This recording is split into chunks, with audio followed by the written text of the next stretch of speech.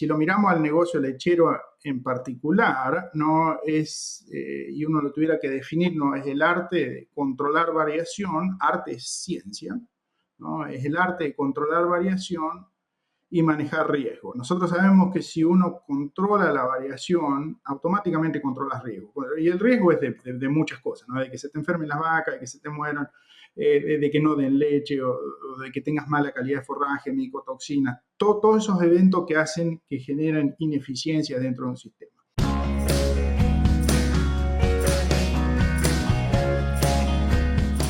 Bueno, buenas tardes a todos, bienvenidos a DairyCast, un espacio de charla con referentes de la lechería.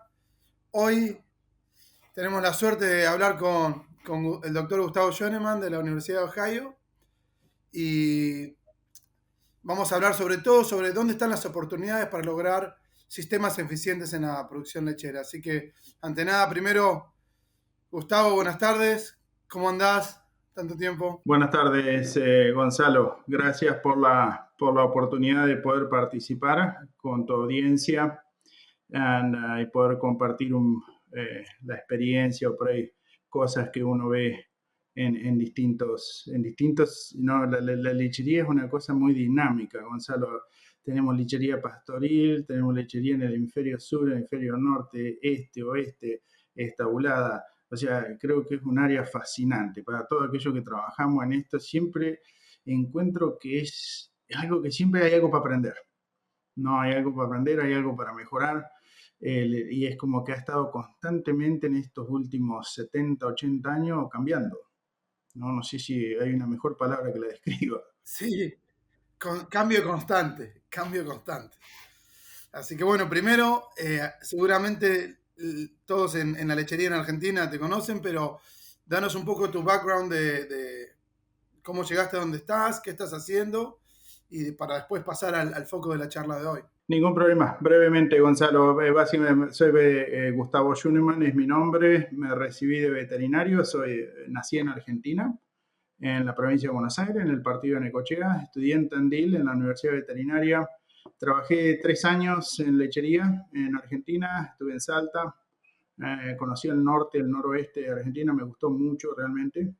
Después de esa experiencia tuve una oportunidad de venir a Estados Unidos a hacer una maestría bueno, después de la maestría me surgió la oportunidad de hacer un doctorado. Eran las dos cosas juntas, pero hice la maestría y el doctorado. Y bueno, como todo, a veces uno cuando sale y busca, ¿no?, una oportunidad para, para poder entender mejor los procesos, principalmente en la parte de lechería, me surgió una oportunidad de trabajar más o menos unos 4 o 5 meses antes de terminar el doctorado, que es el trabajo que tengo hoy en la Universidad de Ohio.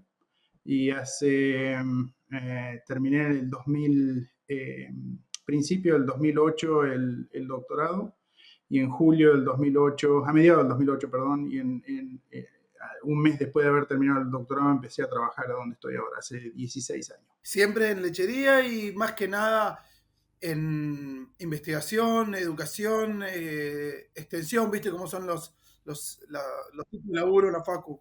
Sí, para que la gente por ahí entienda, en general, bueno, cada país o tiene una estructura particular. En Estados Unidos tenés el sistema de land grant, que sería las universidades, cada estado tiene su universidad, y a todos los profesores nos agrupan, básicamente tienen una misión la universidad, y dentro de esa misión hay 3 áreas principalmente. Los hospitales de humano, que son parte también de la universidad, o de veterinaria, tienen una cuarta, que es clínica, ¿no? Mi tarea, entonces, te distribuyen en el tiempo. Yo tengo 65% de mi tiempo en el año lo dedico a extensión, donde tengo que resolver problemas con los productores y con los asesores, ¿no?, o con los empleados. Y el 35% restante tengo que enseñar. Enseño en los últimos años de veterinaria, principalmente en las rotaciones, en las lecherías grandes, o sea, cómo interactuar con los clientes, y hago investigación. El área de investigación siempre ha sido en el área de salud y de transición. Ha tenido un componente muy grande, siempre lo tuve con las personas, por la parte de extensión, de trabajar con los empleados y los asesores.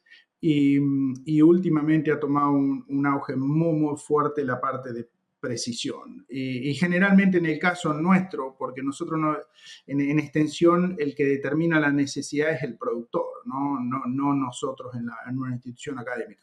Entonces las necesidades, nosotros tenemos una red de trabajo y esa red de trabajo es la que provee digamos, las devoluciones y las necesidades. Y bueno, la parte de tecnología de precisión ha sido tremenda. Estos últimos 7, 8 años es enorme. Y bueno, es porque están adoptando, automatizando procesos. Y bueno, hay algo de tecnología que ya está testeado y funciona y uno sabe bien cómo hay que hacerlo, otra parte no. Y se va solucionando y se van encontrando soluciones a medida que se van adoptando y se van incorporando a los procesos. Y hemos tenido que incorporar mucho de eso en los programas de extensión, básicamente para preparar a las personas, ¿no? Para trabajar. Para preparar a las personas, como vos bien dijiste. Al principio fue tu foco bien las personas, hoy sigue siendo las personas, pero también las nuevas tecnologías. Exacto, las nuevas tecnologías, sí. Y después uno también aprende en este proceso, Gonzalo, no es que es una sola cosa, o sea, uno, por ejemplo, el ejemplo de los robots para ordeñar, ¿no? Hoy tenemos robots para dar de comer, están los que alimentan para arrimar comida en los sistemas de tabulado, que eso creo que fueron los primeros que nosotros empezamos a ver. Bueno, ahora obviamente empezamos a ver las máquinas de ordeñar automáticas, las máquinas para dar de comer a la recría, ¿no? Y después tenemos puntualmente algunas que son máquinas integradas completamente para manejar la dieta, o sea, simplemente hay alguien afuera que carga los ingredientes en determinados recipientes y la computadora procesa automáticamente solo y se hace el delivery, o sea, la entrega de la comida automático, es completo, ¿no? O sea que hay una evolución tremenda en los últimos años y va a seguir. Los patios de comida, como tradicionalmente nosotros los conocíamos, no sé, hace 20 años atrás, han cambiado mucho. Hoy los ingredientes de la dieta es extremadamente caro, tiene un costo, los márgenes de ganancia se han reducido y los productores han quedado otra opción que ser más eficiente, ¿no? Y bueno, todas estas áreas, como el costo de la alimentación es el más grande, siempre son las que se les presta mayor atención para poder darle sustentabilidad a los sistemas. Excelente, creo que eso va a atar un poquitito con parte de la charla final de que venimos hablando sobre las oportunidades a futuro, de dónde está la oportunidad de la gente, ¿no?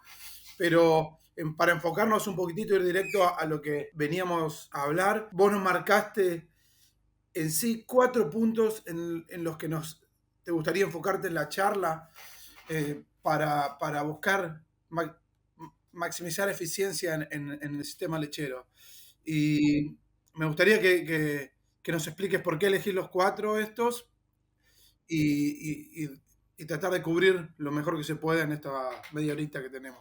En esta media horita. Bien, vamos a hacer la versión de 30 minutos, Gonzalo. Del viernes a la tarde. Muy bien. Creo yo que pasa en todos los sistemas, Gonzalo, las áreas estas que voy a mencionar, o sea, la parte en particular de la lechería. O sea, generalmente, te voy a contar un poquito la historia, Gonzalo, cómo llegamos a esto, para que por ahí la audiencia pueda entender. No, en mis inicios de mi carrera profesional, creo que por ahí y la forma en que a uno lo educaron en la universidad era, esto es un animal enfermo y esto es lo que hay que hacer tratamiento, y esa es la forma que nosotros empezamos era como una respuesta a un evento y monitoreábamos ese evento, ¿no? Eso obviamente, no es como todo en el conocimiento, hay una evolución. Yo me acuerdo que terminé en el año 98 de veterinario, en el 2001, o sea, el conocimiento que yo sabía cuando terminé en el 2001 era, no era que era obsoleto, pero gran parte de ese conocimiento era la primera publicación que había salido sobre transición, 2000-2001. En reproducción fue algo similar. Y bueno, y eso nunca se detuvo, o sea, esa parte del conocimiento, y nosotros hemos ido evolucionando. No sé, una vez que empecé a trabajar, fui parte también de ese proceso de generar conocimiento o hacer al menos una contribución a esto. Hoy, básicamente, si lo miramos al negocio lechero en particular, no es, y uno lo tuviera que definir, no es el arte de controlar variación, arte es ciencia, ¿no? Es el arte de controlar variación y manejar riesgo. Nosotros sabemos que si uno controla la variación, automáticamente controla el riesgo. Y el riesgo es de muchas cosas, ¿no? De que se te enfermen las vacas, de que se te mueran, de que no den leche o de que tengas mala calidad de forraje, micotoxinas, todos esos eventos que hacen que generan ineficiencia dentro de un sistema. Entonces, básicamente lo que nos dimos cuenta rápidamente es que había 4 áreas. En mis inicios, nosotros usábamos lo que se llamaba el sistema de benchmark. El benchmark es básicamente tener un valor para lo que, por ejemplo, sería tasa de amortinatos, tasa de falla en la inmunidad pasiva, en los calostrados, distintos valores, enfermedades en particular de la lechería, cetosis, metritis, tasa de preñez, un montón de valores. Yo hoy te diría, o sea, da unos 6 años, 7, que nosotros, en particular mi grupo transicionó a lo que es monitorear procesos, ¿no? Y que es donde realmente, creo yo que es donde realmente entendimos el sistema en su conjunto. ¿Qué significa monitorear procesos? Monitorear procesos se refiere a poder entender los procesos en su conjunto, ¿no? Y que la decisión o el éxito de un sistema de producción depende de la sumatoria de varias personas, ¿no? Por ejemplo, Gonzalo, ustedes trabajan mucho en nutrición, o sea, eso se conecta con un montón de áreas, hay una parte que es la reproducción, hay otra parte que es la recría, hay otra parte que es la cadena de forraje, o sea, hay un montón de factores y en muchos lugares en el mundo este negocio es a cielo abierto, o sea que aparte de todo esto hay que agregarle que no hay cosas que no controlamos, ¿no? Por ejemplo, que llueva o una helada, ¿no? Cosas que tienen un impacto enorme principalmente en los forrajes como sería un silo de maíz, ¿no? Entonces, las áreas las catalogamos en 4, si las tengo que hacer un resumen, ¿no? Una es creo que es la transición, ¿no? Los procesos de transición. Y de esto hay, desde el año 2000, 2001, que salió el primer artículo publicado, ¿no? Sobre este tema en particular, que fue fascinante para mí, porque yo entendí un montón de casos. Cuando estaba en Argentina, la primera vez que había visto un desplazamiento de agomazo fue en el año 98. Yo en el 2001 entendí básicamente por qué sucedían estas cosas, ¿no? Y que muchos de estos problemas eran relacionados al manejo. Básicamente la transición es la oportunidad número 1, nosotros la definimos a ese proceso, ¿no? Ese proceso de transición, y generalmente lo que hacemos es le definimos un objetivo, ¿no? No es que le decimos va a tener tanto de metritis, sino un objetivo en particular, ¿no? Y ese objetivo en particular puede ser que tenga, ¿no? En un sistema estabulado, puede ser pastoril o estabulado, indistintamente de cómo sea la producción. Obviamente la producción de leche va a cambiar.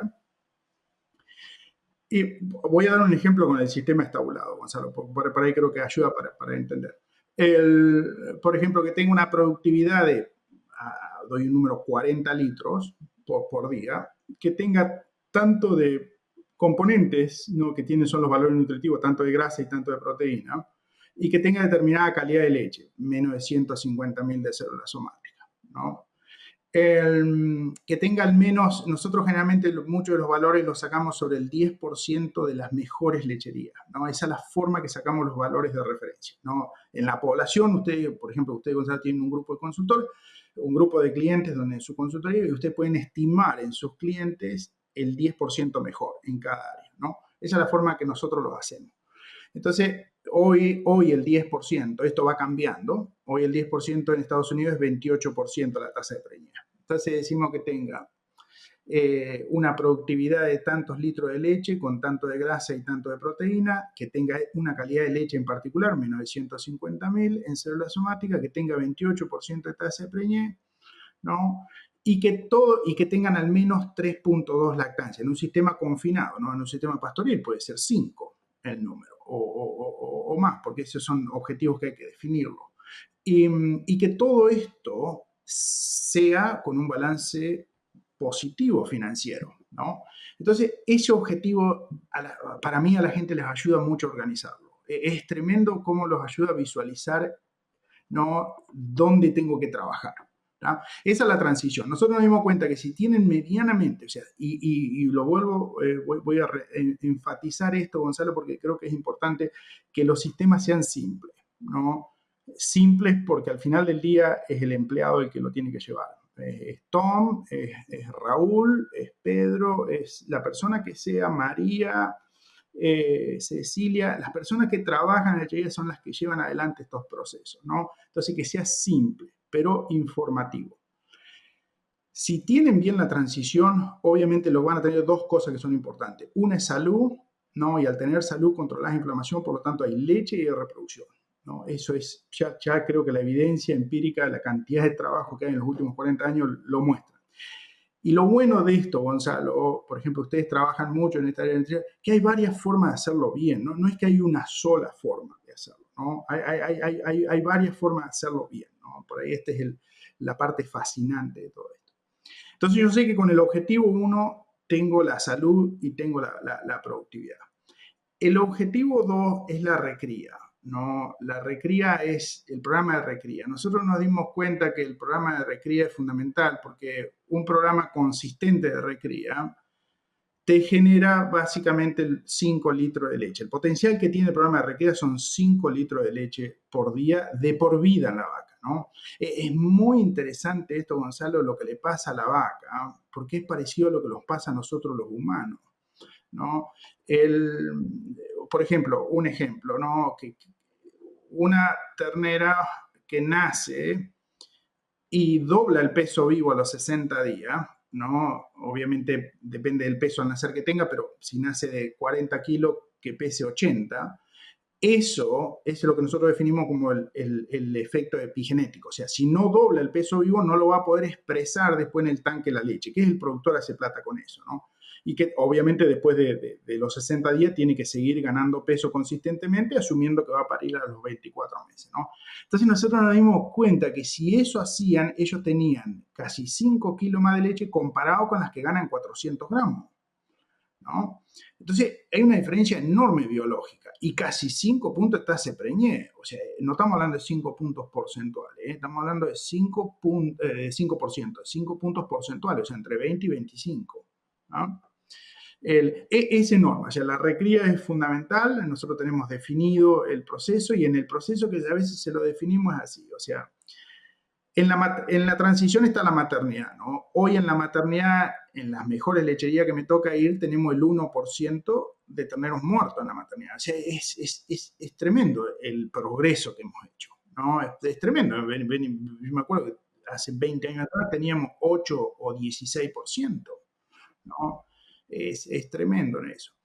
Una vez que pasa la recría, hoy las mejores lecherías están en menos del 3%, menos del 2,5%. O sea, y estoy hablando de la parte de mortandad, ¿no? Y la morbilidad es enorme. Con esto de que hacemos beef on dairy, o sea, cruzar la vaca de leche con los toros de carne, lo que yo me di cuenta es que nos bajó un montón la cantidad de problemas de salud. En los problemas de salud, o sea que nosotros hemos ido mejorando y ahora último, yo creo que, por ejemplo, en particular la raza Holstein va a mejorar tremendamente la parte de salud sin resentir las características que son importantes para un productor, que es la parte de leche y de los sólidos, ¿no? ¿Por qué pasa eso? Porque hoy nosotros entendimos cómo funciona el ADN, la información genética y genómica está disponible y hoy un productor, sabiendo cuál es su objetivo en una lechería, puede elegir unos toros en particular que le van a dar determinada resistencia a determinadas enfermedades. Unas son de transición, puede ser de mastitis, con el aditivo de todo esto es que le reduce los costos de nutrición el 1% por año. O sea, en 10 años bajó 10% el costo de alimentación. Eso es tremendo. O sea, hoy esa información está disponible para el productor y está disponible a nivel global, ¿no? O sea, cualquier productor puede tener acceso a eso. O sea, la recría fue un área fundamental, ¿no? Y hay un montón de procesos ahí. El grueso del trabajo está en los primeros días, pero obviamente no hay que olvidarse después lo que pasa después. La tercera área de oportunidad que tiene mucho impacto sobre estos dos en particular, la transición y la recría, es la calidad de los forrajes. Yo creo que es fascinante, ¿no? Yo soy veterinario, vuelvo a repetir, veterinario por entrenamiento, pero he tenido que aprender mucho de estas partes agronómicas y cada vez que leo de esto, me fascina qué similar es cómo funciona una planta y la salud de la planta con respecto a lo que nosotros conocemos como la salud de un animal. Es fascinante. El, esa parte es fundamental, porque esto determina, ¿no?, la calidad de los forrajes, principalmente en el caso de las lecherías, el silo de maíz, ¿no? Pero también puede ser la alfalfa o los heno. Las lecherías pastoriles es muy similar y es un arte hacerlo bien al sistema pastoril.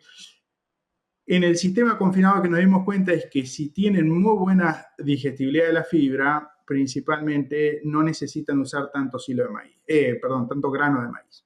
Entonces terminan teniendo dietas baratas y competitivas y sacan mucha leche, ¿no? Y la gran mayoría de la leche viene porque tienen básicamente fibra digestible, ¿no? Entonces es un arte cómo hacerlo, no todos los días, no todos los años se comienza el picado en el mismo día.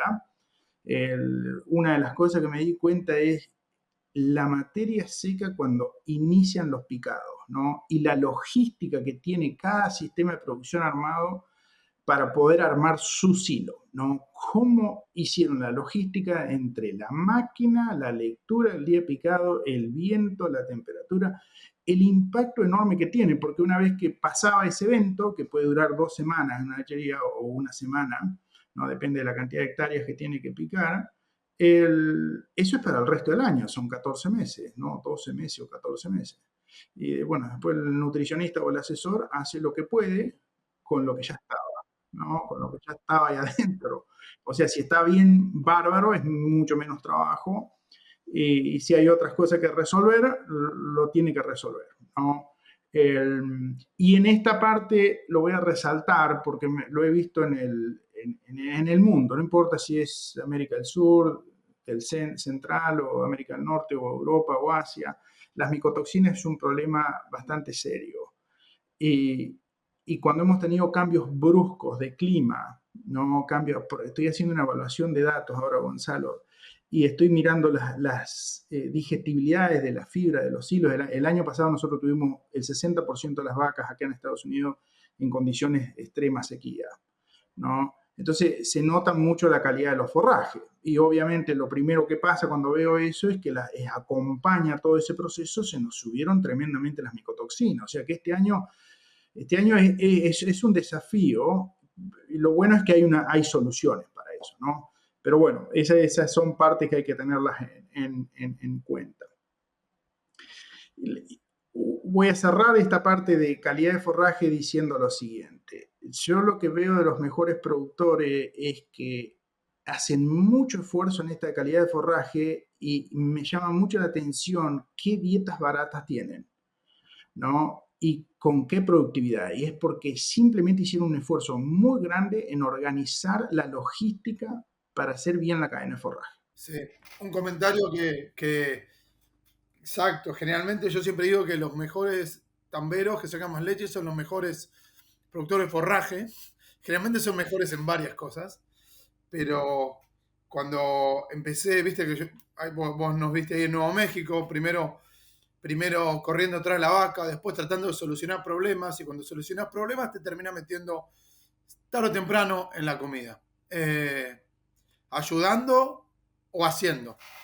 Y, y, y siempre una de las cosas que cuando empecé a hacer nutrición dije, me tengo que enfocar en hacer buenos forrajes. Porque dos cosas. Cuando vos tenés malos forrajes puedes dar poco de eso, porque si no, no sacás leche. Terminás haciendo dietas caras que no te van a dar la leche que te da un forraje de buena calidad. Dietas más caras, más riesgosas, menos salud y tampoco sacás la leche. Conclusión, el nutricionista termina siendo expulsado de la lechería y además vos no podés llegar a obtener lo que la lechería necesita. Entonces, enfocarte en dar forraje hace que puedas dar más, como vos dijiste, dietas más baratas, vacas más saludables y la producción viene. Por más que tengas menos nivel de almidón, menos granos. Me gustó mucho un comentario que hiciste, Gonzalo, que por ahí el nutricionista generalmente es el que por ahí vemos que tiene la dificultad o el desafío de explicar cuando todo sale mal. Y hay muchas veces de las cosas que no es culpa de él en particular, ¿no? Principalmente cuando tiene que resolver problemas de calidad de forraje, ¿no? O de sobreponerse a esto. Es interesante porque lo he visto cómo ha cambiado en los equipos de trabajo que hoy funcionamos, o sea, hoy está bastante integrado el sistema. Entonces en los clientes líderes y eso ellos lo entienden, ¿no? Este fue un año duro. Y bueno, parte de la problemática es todos tratan de colaborar con una solución sabiendo que el costo de alimentación va a ser mucho más alto, ¿no? Y que aparte de todo eso, seguramente vamos a tener más desafíos que generalmente pegan la salud o en los sólidos, ¿no? En la productividad, en la producción de leche. Por ahí esa parte sí me parece que es interesante entenderlo, el contexto, porque a veces muchas cosas del contexto te explican por qué pasaron y que no es fácil encontrar una solución a determinadas cosas. Voy a seguir al último paso, Gonzalo, ahora, que es la oportunidad de la capacitación. En particular, hace muchos años que trabajo en esto y nosotros no hemos, el sistema de producción depende de la gente y le he dado mucho énfasis a esta parte de la capacitación. Pero básicamente lo menciono al último, pero no es que es el menos importante, ¿no? Pero es importante entender los tres anteriores, ¿no? Entonces la capacitación hoy la hacemos en base a qué objetivos tienen definidos, ¿no? Y a mí me resolvió muchísimo el dilema, muchísimo el dilema, porque, o sea, primero que creo que uno también a veces uno aprende haciéndolo, ¿no? Y en este proceso de aprender, porque hay muchas cosas, por ejemplo, cuando poníamos tecnología de precisión, no era que nadie sabía exactamente cómo hacerlo. Y bueno, en eso hay un aprendizaje, se hace, se aprende, se sale bien o sale mal, y hay un aprendizaje. Lo más importante es siempre aprender cómo resolverlo. Con la gente me di cuenta que si poníamos bien los objetivos, podía poner bien un programa de capacitación y ese programa de capacitación generalmente lográbamos el objetivo y lo más importante de todo es que no frustraba a la gente, ¿no? Porque hay veces que está desfasado las expectativas con la realidad.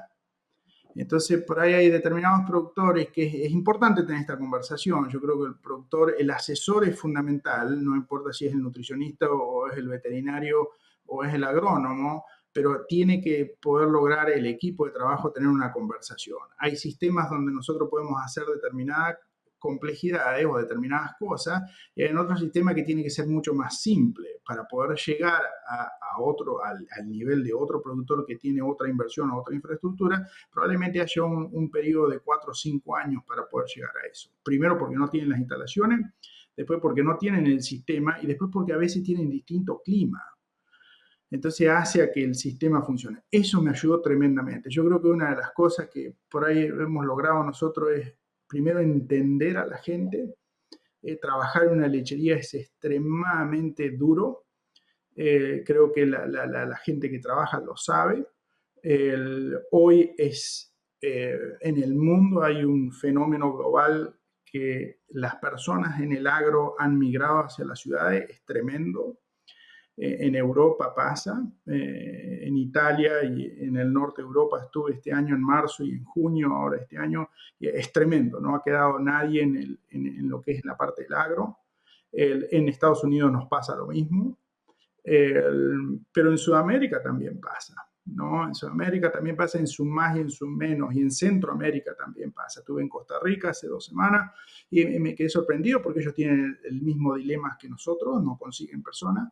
Y una de las cosas que hemos hecho es tratar de hacer estos sistemas de producción mucho más eh, que sean que se ajusten a las nuevas generaciones, ¿no? O sea, hoy creo que ya no reniego más si está bien o está mal, simplemente trato de buscar qué es lo que están buscando las nuevas generaciones y hacer estos sistemas transformar estos sistemas de producción, ¿no? Para que la gente quiera venir a trabajar a esos sistemas, ¿no?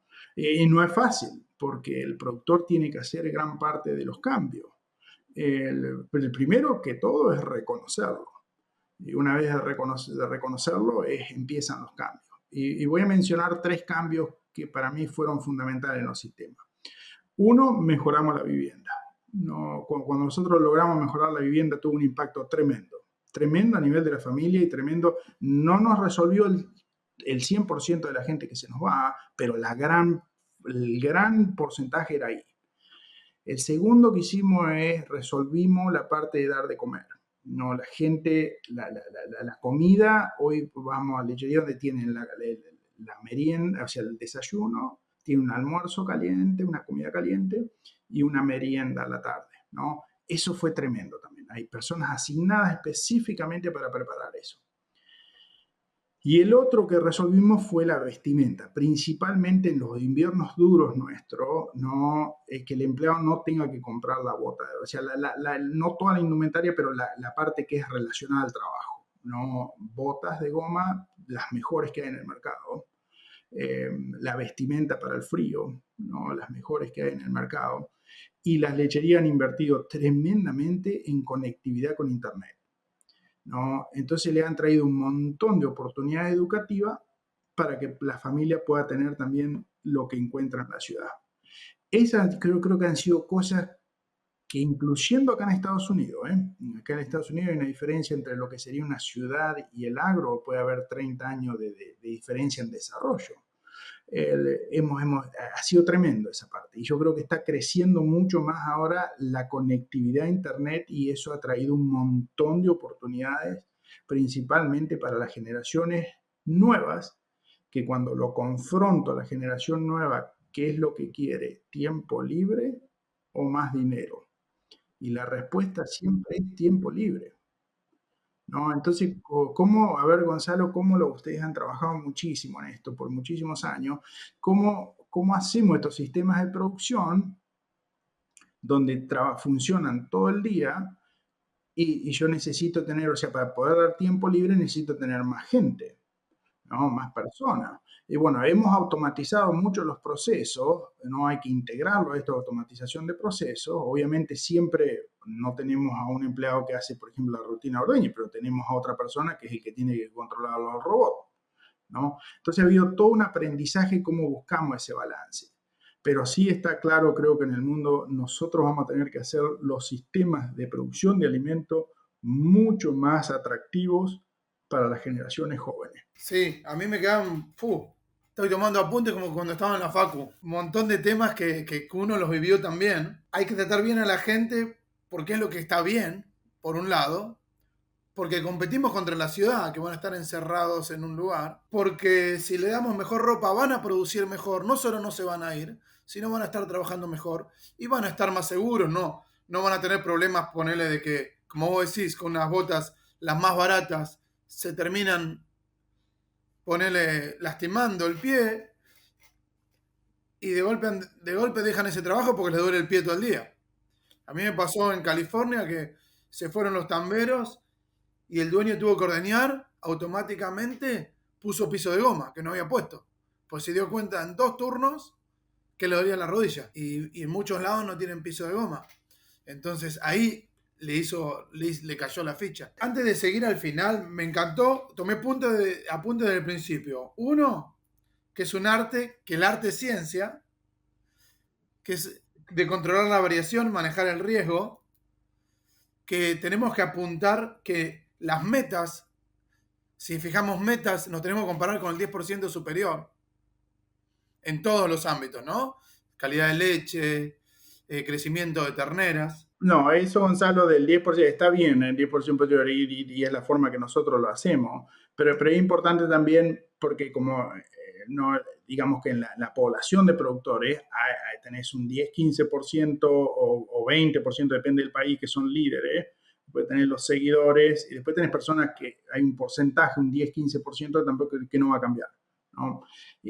Es importante entenderlo a esto, que la gente que quiera adoptar y cambiar, ¿no? Hay gente un poco más aversiva al riesgo que otras, ¿no? Pero sí acompañarlo en este proceso, es un proceso de aprendizaje, ¿no? Y hay que removerle, básicamente es un problema de confianza, acompañarlo en este proceso para poderlo, si el objetivo esté acá, nosotros sabemos el 10% superior, pero hay determinados productores que probablemente el camino a recorrer sea un poco más largo, ¿no? Por un problema de infraestructura y que la infraestructura requiere dinero, ¿no? En el caso nuestro, Gonzalo, el productor nuestro tiene el banco, que tiene acceso irrestricto al crédito. En otros países no es tan así, o sea, el productor tiene que financiarse solo, ¿no? Entonces, por ahí es importante cuando él escucha datos de Estados Unidos o datos locales del país, entender su contexto para no generar una frustración, ¿no? Para no generar, porque hay veces que eso es importante. O sea, yo creo que me he dado cuenta que la gente todos quieren tener eso, pero a veces no es tan fácil porque el negocio no es suficientemente rentable como para autofinanciarte determinadas cosas. Exacto. Con el tema de la recría de ternada de los 5 litros, pero que vos hablaste muy bien de que muchos son procesos y a veces esos procesos llevan tiempo. Y esos 5 litros capaz que lo ves en la primera lactancia o a la segunda lactancia y son 3 años. Desde que nació ese ternero, le diste calostro, lo destetaste, pero que hay procesos que podés ir monitoreando, como a qué edad llegamos al servicio, con qué peso, que tengan un 90% del peso adulto cuando están en el preparto. Todas esas cosas nos están diciendo de que la leche va a venir. Hay que esperar y hay que mantenerse, que estamos en el rumbo indicado, que la leche va a venir. No, sin duda que sí. En esa parte en particular, Gonzalo, es lo primero que va a ver un productor cuando trabaja en serio en la recría y ha hecho un cambio, son los primeros 60 días que bajó los problemas de salud. Después que la recría empezó a crecer bien, ¿no? Empezaron a tener 800 gramos de ganancia diaria de peso. And, después sucesivo, o sea, de ahí tiene que llegar al servicio, después del servicio tiene que parir, iniciar las lactancias, o sea, siempre te lleva ese proceso hasta el parto, son 24 meses, y él necesita al menos 12 meses más para empezar a tener un volumen de animales que han pasado por todo su programa de recría para poderlo ver reflejado en el tanque de la leche, ¿no? Pero esto es así, nosotros hay un montón de experiencias que han pasado por este proceso y, y lo han podido ver reflejado en el tanque de la leche, sin cambiar, Gonzalo, la parte nutricional, ¿eh? Exactamente, exactamente. Yo lo he experimentado en un campo, en un cliente grande que empezó en serio y a los 3 meses algunos animales todavía se recriaban por fuera porque no empezaron con todo, porque no querían empezar a poquito. En un campo de 4.000 vacas no querían criar todo. Y parte se iban a la recría y me decía, las que vuelven con 105 días, de allá tienen 35, 40 libras menos que las que hacemos nosotros. Y bueno, ahí tenés la prueba, ya lo vas a ver.